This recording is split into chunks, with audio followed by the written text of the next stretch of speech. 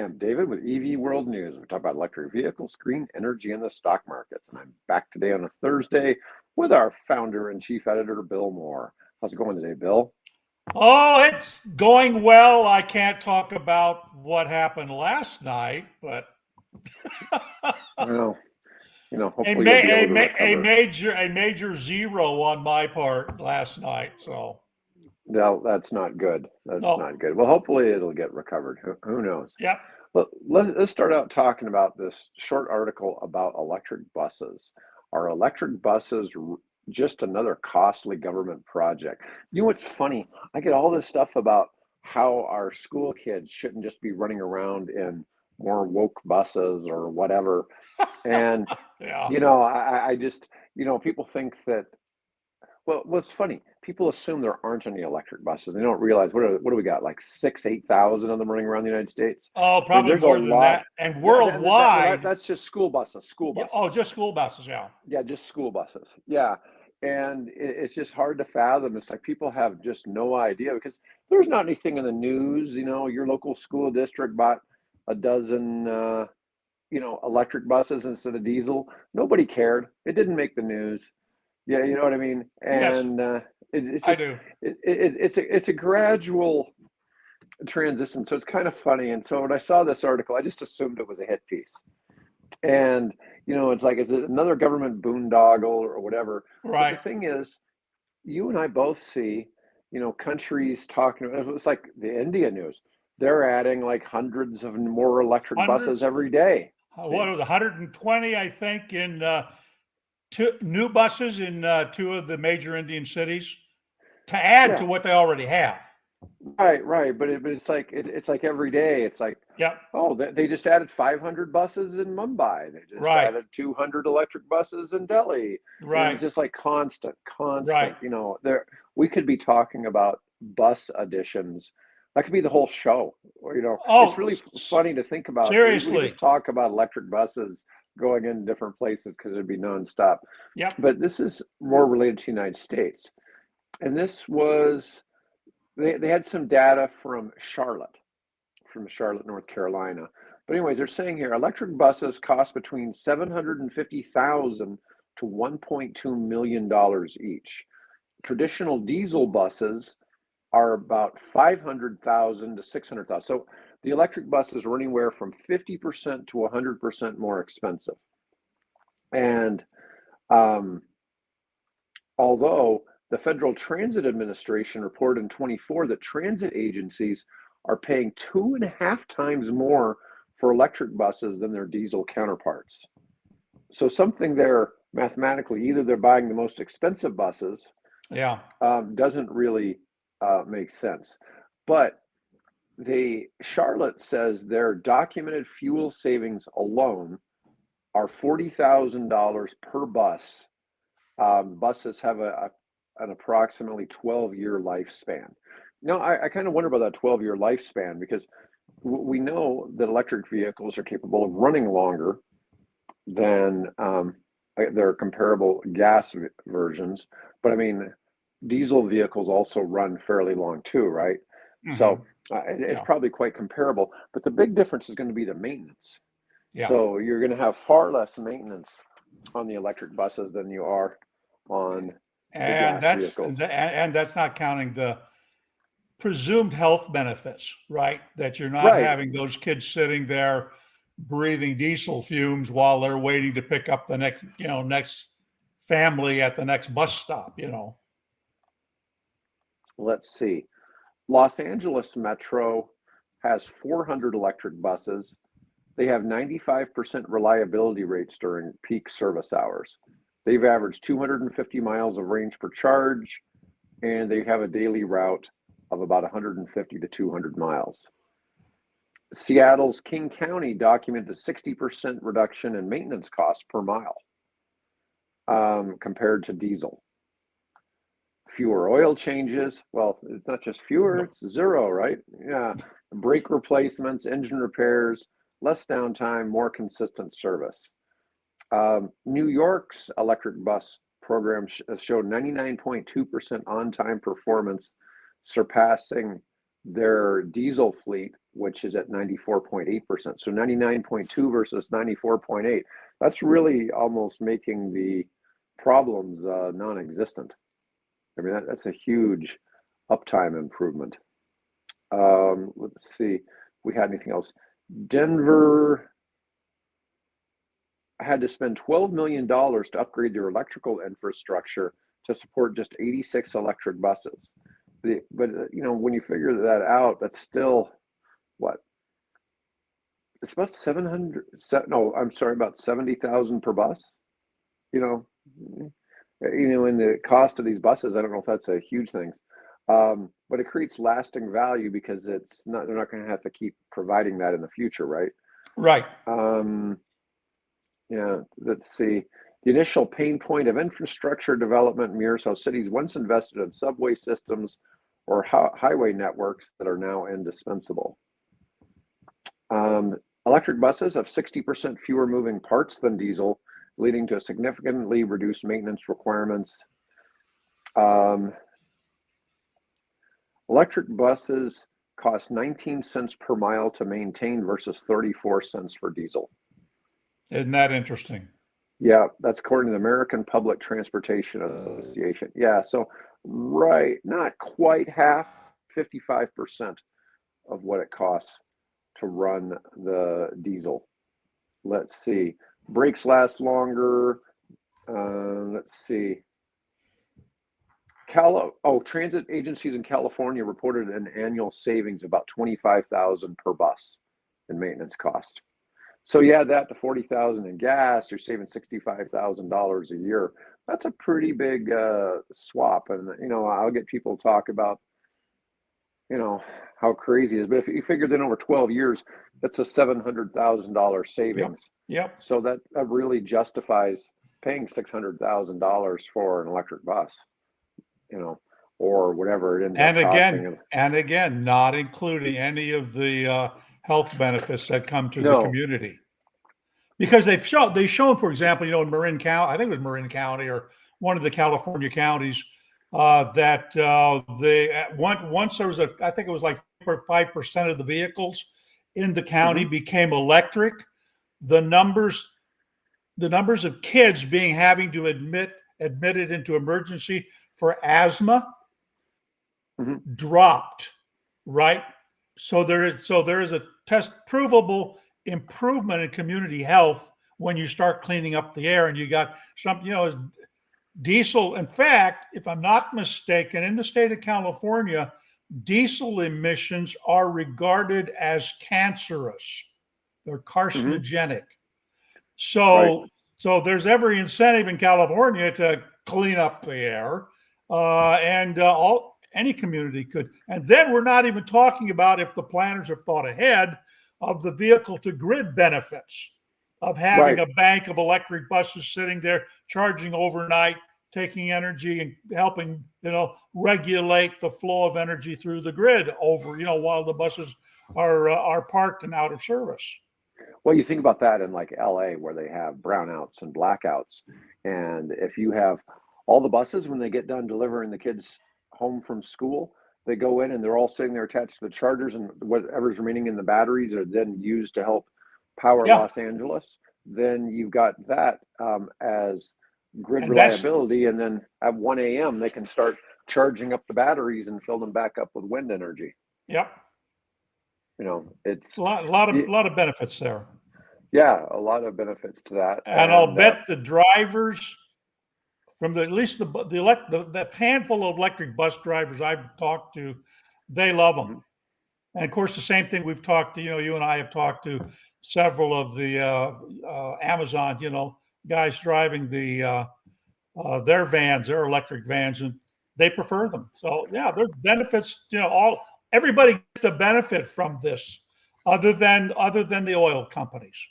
Right. Well, think about how much less racket the guy's listening to who's driving it. Because in the old ones, they're sitting right on top of that motor that's just cranking out noise, and all of a sudden they're in this whisper quiet bus. Smooth. Yep. Exactly. Yep. Yeah. So there's a lot of considerations. Quality of life. I was telling Mike yesterday, I had one of my tennis friends' wives ran into me and was saying, "You know something about electric vehicles, right?" And she wants me to convince her husband to go get a Model S, and he Why he not? wants an he wants an American-made Right? sedan. Yep. Well, think about this. Does Ford make an American-made sedan? No. No. Does Chevy? No. I don't think so. SUVs, yeah. Other Yeah, than they all make that, SUVs, but he doesn't want an SUV. He wants a no. sedan. What's the sedan? And And he's traditionally driven large, oh, Lincoln or Mercuries. right. So a Model S would be fine for him. By the way, I don't know if we didn't touch on this. I was going to touch on it Tuesday. There are an estimated 1 million electric cars coming off of 2 and 3 year leases. They're going to Hmm. be flooding the market. So you're going to be able to pick up if you're interested. I've had good experience. I've gotten, bought cars basically off of lease Hmm. before. You get lots of miles out of them. I assume and particularly if you do it before September. Yeah, before So you September take it, 30th. yeah, before Yeah. September 30th, you can get the, I guess in the coming off the lease, the $4,000 rebate. So, or if you want to buy Yeah. new, Well, it has to be under 25 grand though. yeah, That's but part of it. I would think some of those cars The that are Model coming, 3s are. the The Model Model 3s 3s. are. Okay. Yeah, the Model 3s that are all being sold used under 25, they are almost all off lease cars. Yeah. Yeah. Yeah. So that's where those are really coming from. It's not so much, owners selling their car or whatever. It's the Yeah. off lease stuff. And yeah, so there's going to be a lot of that. It'd be interesting to see how the used market changes after September 30th. Because what will happen is you were having a lot of cars being rapidly priced at that just so that buyers could get that promotion. I'm wondering where prices will start to Exactly. sit. Will they adjust because if you're a car maker and the government says, well, we're going to give people that buy your car $7,500, right? Hmm. Ooh, I got a little room to play with that MSRP. What happens if that room disappears? Do you jack the price up or do you lower the price down to keep the car, keep them rolling off the assembly line and instead of collecting in lots somewhere? Yeah. Well, anyways, it'll be interesting to see what plays Yep. out with that. Well, we're going to talk about Tesla a little bit, but not what everybody usually thinks of when they think of Tesla. We're going to talk about semi trucks. So, Tesla semis, and this is interesting because in the picture it shows it hauling Costco, which I thought was interesting. Tesla semi efficiency improves in real world trucking tests, covering 4,494 miles over 3 weeks. Now that's 1,500 miles a week. Now, Yeah. these guys are not driving coast to coast because your guys who really drive long haul, they drive 2,000 miles a week. Yeah. Okay, that's pretty much their thing. And that's about as much as I think one can really drive, about 100,000 miles a year. But yeah, so their Class 8 semi truck saw its efficiency improve in new real world trucking tests. They're getting 1.7 kilowatts per mile or kilowatt hours used per mile, which when we look at, it's funny because when we're looking at the cars and we got another Yeah. story talking about Completely somebody getting different. a Yeah. lot of Yeah. over 5 kilowatt or 5 miles per kilowatt. This is reversed. It's kilowatts Right. per mile. But anyways, But last year, a couple, I'm not pulling a 50-foot trailer loaded with whatever's in the back of that right, trailer. right. No, I get it. Um, in September 24, Tesla reported improvements in its own fleet after covering 250,000 miles. It was achieving, it claimed to achieve 1.6 kilowatt hours per mile. But of course, once again, you start varying the load in the back. I mean, Yeah. that's going to be a highly variable number. Yeah. Two customers last year got close to Musk's claim. DHL got 1.72 kilowatt hours per mile, and another company, SAIA, got 1.73 kilowatt hours per mile. And we're not seeing these Tesla semis. So we know they're all West Coast, They're all West right? Coast. Yeah. But ABF is operating them. There's a lot of companies actually now operating Tesla semis and quote their beta program, Right. but there's a lot of outfits. Um, so another company called ArcBest claimed they got 1.55. So the lower the number, the better. Okay, because that's less kilowatts being used to drive a mile.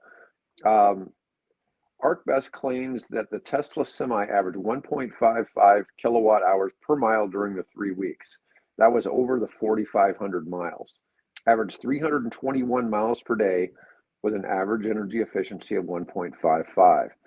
Now, several factors, including load, the roads, different things can affect performance. It does not give any statistics.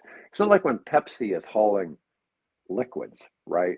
Right. You know, I remember I told you before I had the guy claiming that they were only hauling potato chips. They were You only know, hauling but bags of potato chips. Yeah. yeah, but the CEO of Pepsi said they're only hauling liquids, which I thought was kind of fascinating. It's like, well, who are you going to believe? Some random guy on the internet or the CEO of Pepsi? Yeah, I think I'll go with the CEO of Pepsi on this one. Yeah. I mean, Pepsi's got no reason to lie about it, right? I mean, either it works for them or it doesn't, It doesn't. right? Yeah. Yeah. So, a lot of this, well, I talk about this all the time. I come from an economics background, so a lot of times I'm trying to justify everything economically. Sure. And whereas, and people like to look at this space as only about whether it's about, global warming or The carbon emissions environmental. Yeah. Yeah. yeah, and in reality, the future is electric because of economics. Hmm. Everybody, the problem is because when people have two choices and the green choice is twice as expensive as the non-green choice, people end up taking the cheaper choice. Yeah. And because it's human behavior, right? So it's a challenge to make some of these things work. But anyways, it's commendable that Tesla is managing to make this work in that space. And once again, it goes back to what I keep saying. We hear hype all the time on different things. Some people are able to deliver and some people can't. Somehow Tesla keeps, coming up with stuff. But Yeah. I've got a hit piece on Tesla too, so I'll get to Oh, well, yeah. Well, that's right now. That's that. pretty easy to come across.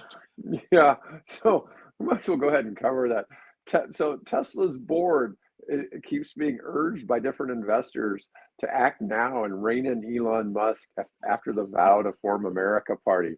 So, Trump is, I mean, not Trump, but Elon is, you know, pissing off voters from both parties now because he's Oh, going to yeah. create a Yeah. third party and nobody knows what to think of that. And Well, the um, market does because the price crashed. Yeah. Oh, yeah. It's not doing good. Everything he does politically is not good for the Tesla stock. Um, And who was it? yeah. Was it Ross Gerber who was Elon told him to shut up?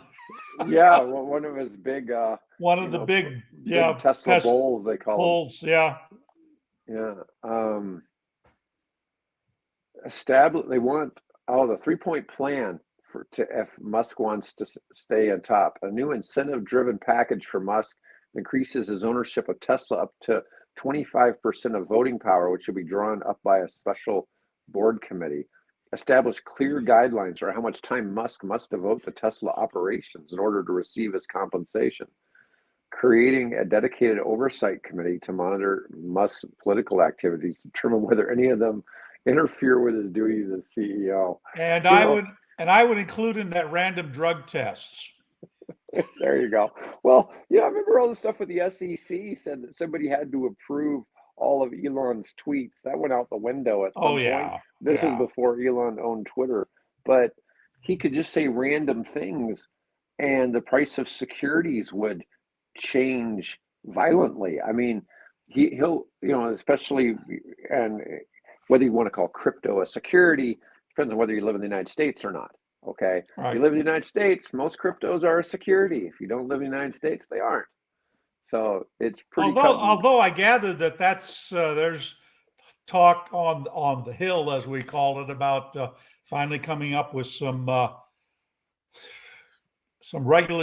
regulatory clarity on what is a security and what isn't a security with respect to meme coins and So stable coins and all that. if I'm traveling to the UK and I exchange my dollars for British pounds, I'm not expecting to make a profit or loss, right? So in that case, Yeah, buying British pounds are not a security. But if I'm on the Forex market and I'm trading with 100 times leverage and I'm trading in there, I'm a securities trader of some sort, uh-huh, right? yep, Okay, so I have an expectation of profit or loss. Now, with most of your crypto coins, most of them don't pay a yield or anything like that, but you still, most of the time, if I'm investing in, if I was going to buy Dogecoin, for example, I'd be investing in it for the purpose of expecting it to hopefully go up in expectation, right, value, right? And so to me, that makes it a security. That does not, but nobody's buying into Doge because they think it's got a great story and then it's the next big currency, right, right? right. Um, Nope, and, pretty and well, and that's one of the problems I see kind of in the crypto space is that people are putting money into crypto because they see it as a path to make a good return. And to me, that makes it right, a security. Okay. So, yeah. but if you live in another country other than the United States, you don't deal with this. And so it's easier. I know a lot of people who have done really well in the crypto space and they don't live in the United States anymore. Oh no, they live in the Bahamas. Yeah, well, yeah, or they live somewhere in the Middle East, Yeah, exactly. They live in Dubai, Abu Dhabi. Yeah. Now, hey, Dubai, Cyprus. I will add that if you stake certain cryptocurrencies, you do get a return every 5 days, actually. So A yield. yeah, you get, in fact, it's a yield. Yeah. So I've actually got my app running over here, reloading, and I think, well, here, hold on. Okay, in the last 5 days, I won't say what crypto it is. Okay, I don't want to do that. But let's see. 3 weeks ago, I earned a yield of 3.27 of Hmm. that crypto. 2 weeks ago, I earned 2.28. Last 5 days, I earned 3.59. Nice, You know, nice. It's so doing so well. this, yeah, so it's I have to still depend on what the movement of the market is. But yeah, at least it's not, at least it's generating a return that it would be comparable to maybe interest on, a T bill or something like that. We Adib used to come on and do the Friday show, and he's just been really busy. But he still appears on the Mario Knopfel show very regularly, giving financial advice, talking stocks and crypto and all Right, that. And he isn't completely a crypto bro, but he basically is a crypto bro. Okay. And because he spends a lot of time over traveling to Dubai and different things, right. attending crypto parties and all kinds of Yeah. different countries and stuff like that. And he's really well known in that space. And I feel happy that we've had him on the show as many times as we have. And Yeah. he'll come back at some point in the near future because he really did a good job of giving the financial advice on the EV stocks we Dollar talked go about. up. Done reading a book. I'm trying to remember the title of it. The guy's name is Foe, Vince Foe or something like that. And I think it's like money up or something. Anyway, this is a journalist who decided to follow the guys that started not Bitcoin, one of the other cryptocurrencies. Ethereum. No, it wasn't Ethereum. I hate Okay. this, but anyway, not Bitcoin. Anyway, so he followed all these people around, right? And went to their parties and things like that. Turns out a lot of this cryptocurrency was funding the pig slaughtering, if you're familiar with that term, operations out of Thailand, where you basically get people, you scam people out of their savings and that type of thing. It's an eye opener. I wish I could remember the dang name of the book. But it's well, if you're interested in, before you get involved, if you're not involved in crypto, please read that book first. Because it gives you some of which I already knew because I started exploring this back in 2021. Yeah, there are things in there I wish I'd known in advance. Yeah, but I mean, like Adib sees high level stuff, and places where you could park money at 17% annually, on regular staking for exchanges, and the exchanges do it because that gives them it makes easier liquidity for people trading different coins, right, and things like that. So it's cool stuff for them, and it works out. But anyways, back to, we got on this because Musk used to tweet stuff, or he'd even just show a picture of his damn dog, and because he has the same dog that as the Doge as thing, Shiba then the Doge, Inu, yeah, like that. the coin would go up.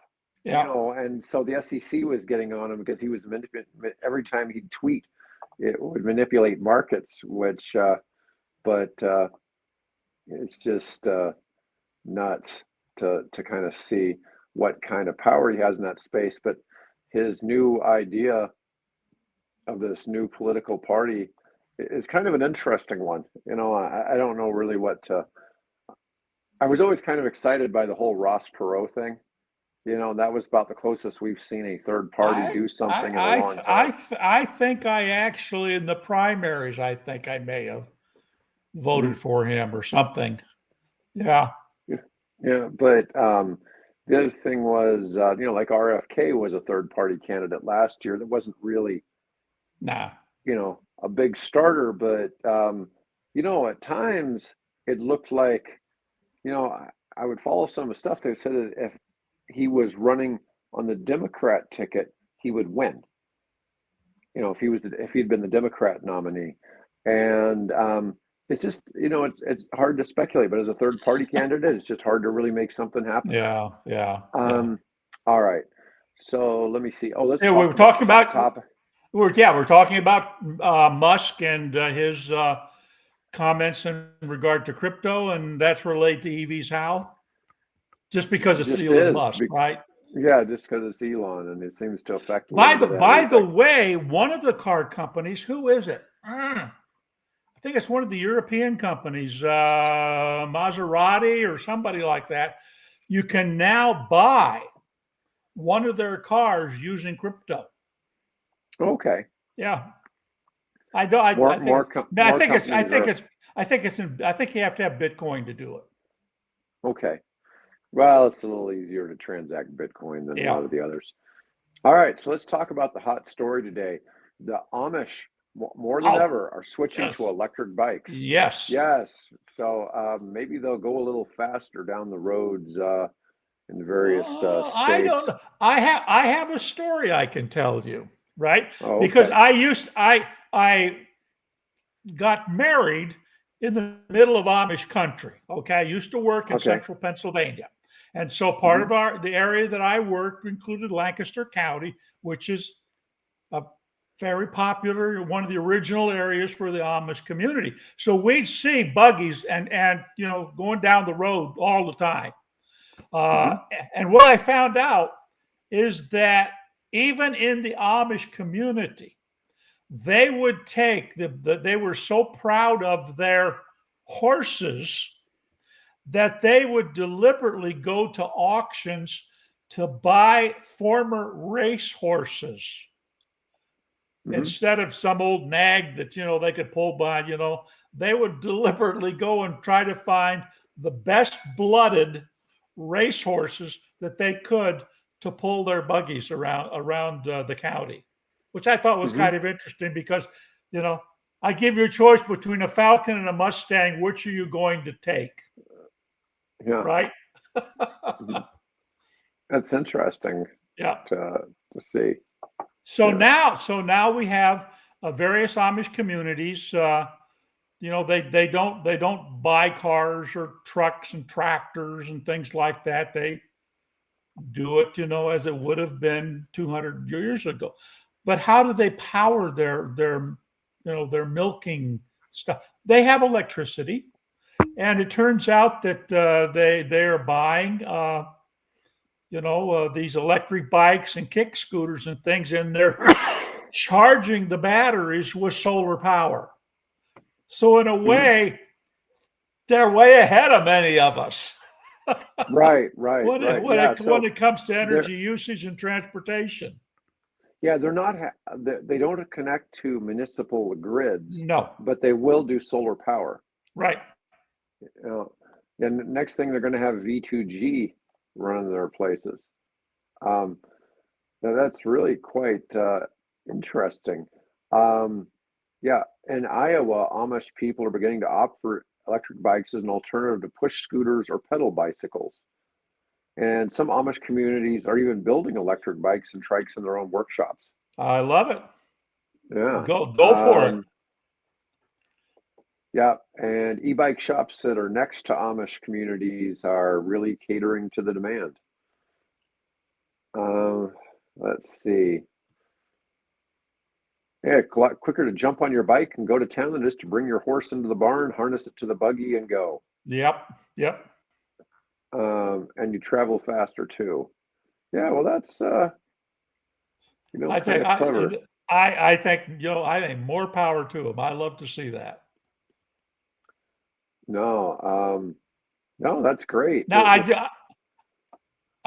if they're doing their own bikes, that means they have to weld.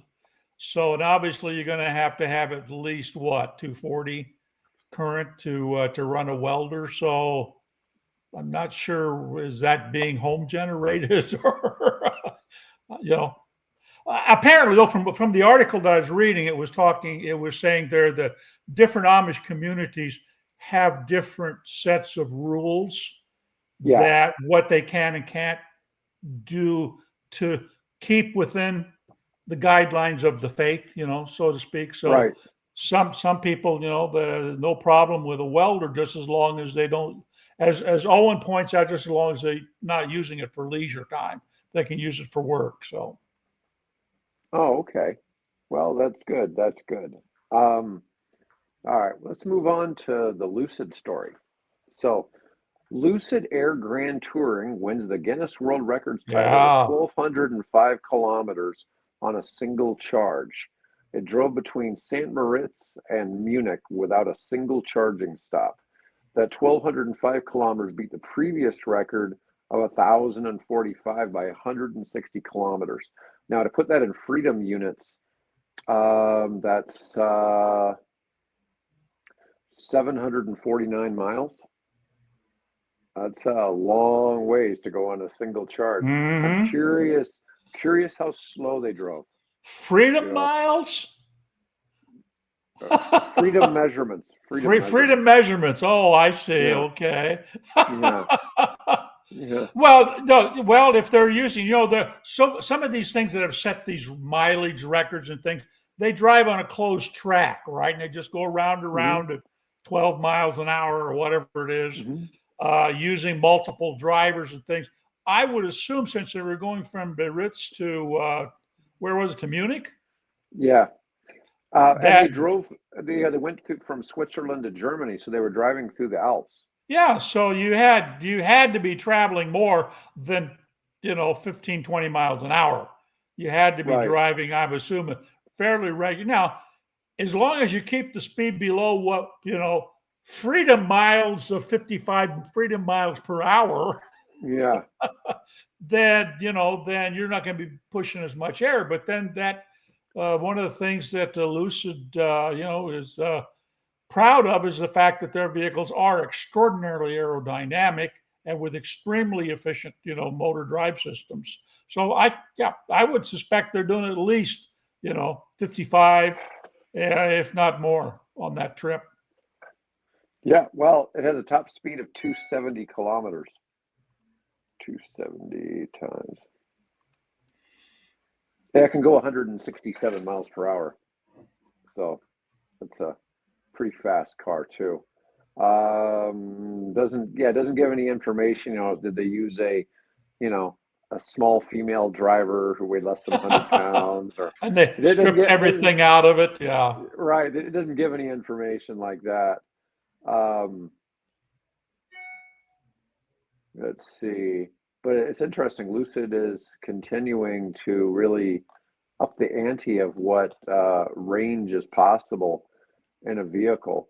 Um, and the cool thing is they're starting to get 5 or more miles per kilowatt hour. So they're getting a lot of range out of a battery. There you go. Easier to divide fractions. Okay. Oh man, there's a great YouTube or a great Saturday Night Live skit about George Washington telling his men how we're going to beat the British so we can establish our own systems of weights and measures, and how we're going to confuse the rest of the world, how we won't have an expression for 1,000 pounds, but we'll have an expression for 2,000 pounds, and you know, Uh-huh. you know, all kinds of good things like that. Yeah. Uh, um, And of course, yeah, it took Napoleon to change Europe, right? yeah, To introduce the metric system. yeah, yeah. It's and instead of using the imperial system. Right. Well, I don't. I wonder what they used prior to Napoleon. Maybe every country had their own system. Probably, it wouldn't surprise me. One of the Yeah, we'll be benefits of the short tenure of the Napoleonic era, some yeah. Maybe everybody consistency was across. measuring things in cubits. Yeah, You know, exactly. Yeah, how many cubits is this? Yeah, which is a confusing system of measure based on one's height. So yeah, exactly. Well, it's then we do a foot, right? foot and a half, A foot and a f- half. well, I know, but we talk about a foot, right, as Yeah, the means of measurement. yeah, right. Yeah, yeah. All right. Let's see. What else do we have here? So you had this article that you generated with your AI program about abandoning the EU's 2035 zero emission car target could cost 1 million jobs. Do you want to talk about that? Well, to be honest, no, Oh, okay. because I posted it in Hmm. my mad rush to try to repair the damage I did last afternoon with my missing zero in my database Hmm. query. I wanted to get some stories back in there, so I got up early and started posting stories like crazy, and that one particularly caught my attention because obviously that's concerns we have here. Because I'm seeing a stream of stories saying now that we have this big beautiful act, right, Hmm. that's going to have a really serious detriment on electric car sales. That parts of that thing are eliminating the various incentives for going with solar, for going with wind, and what's going to happen there. And it turns out that that's not just an American issue. That's also, a Europe becoming, not that they passed the law, but it's going to become a possible issue over there as they try, because they originally, the European Commission said all cars are going to be new cars are going to be electric by 2035, and Hmm. now everybody's sort of fudging on that. And I think this posted today, a story where BMW has decided that they're not going to do, or was it, no, it was Stellantis, they're not going to do their hydrogen program anymore, and BMW is sort of moderating their original stance. We're going to be all electric. Well, we're going to have a multiple number of powertrains. So what is the impact of that across the European Union? And this particular study says that it could cost 1 million jobs. But beyond that, you'll have to read the story. I didn't have time to go through it all Yeah, it this doesn't morning. provide a whole lot of meat even in the AI article. It just says that the study's report estimates that such a move to ending the zero emission car target, and it's not even a mandate. It's No. just a a a target. target could result in a Yeah, staggering loss of 1 million jobs. Well, we know that the automotive sector is huge in manufacturing in Europe, just like it is in a lot of right. developed countries, right? But um, the if the problem is that what are the Chinese going to pick up those jobs?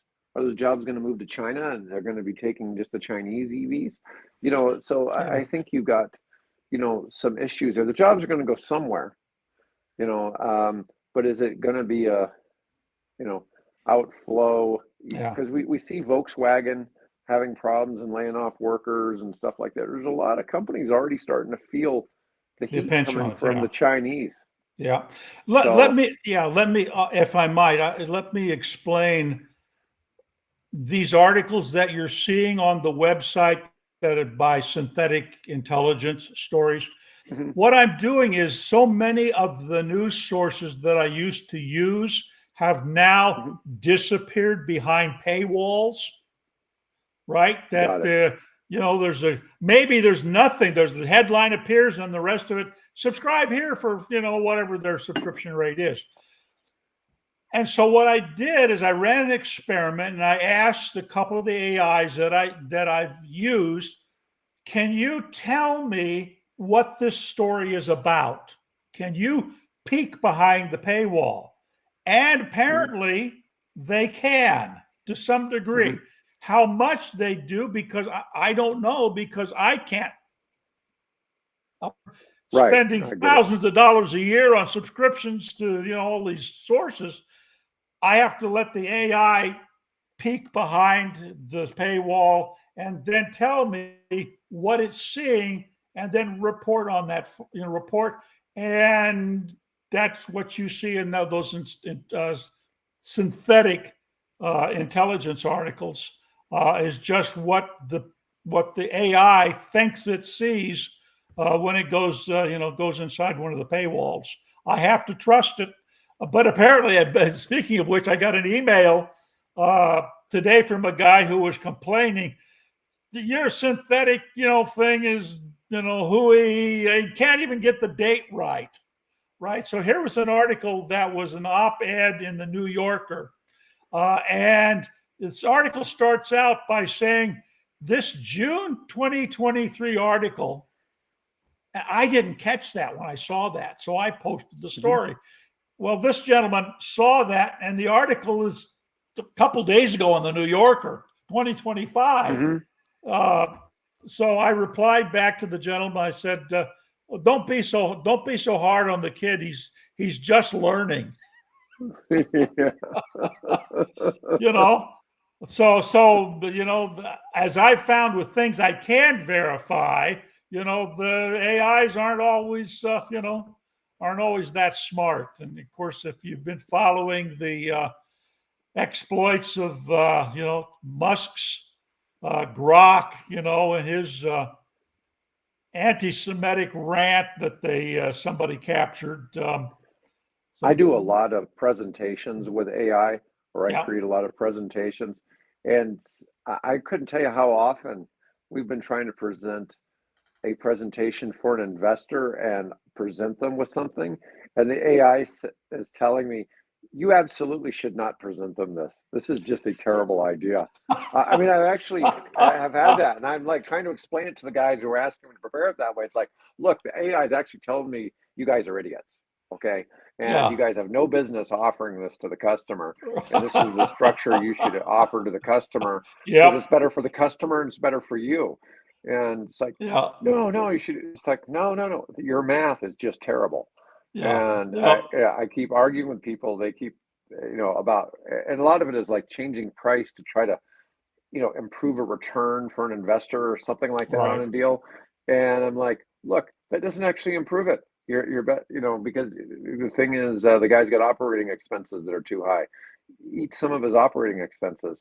Yeah, and most of it's related to real estate, but yeah, it's interesting to see, but the AI is picking up on things that are weaknesses in the proposal, and it's like, hey, that's not a good idea. You should do it, this way yeah, works yeah, much better, yeah, or the way that you had before. It's like, it's good at catching some stuff, but it is really funny when it calls some people out. And I'm like, look, You know, it says you guys are idiots. You know, that I can't help it. Yeah. Well, So, like I said, anyways, the kid is still learning.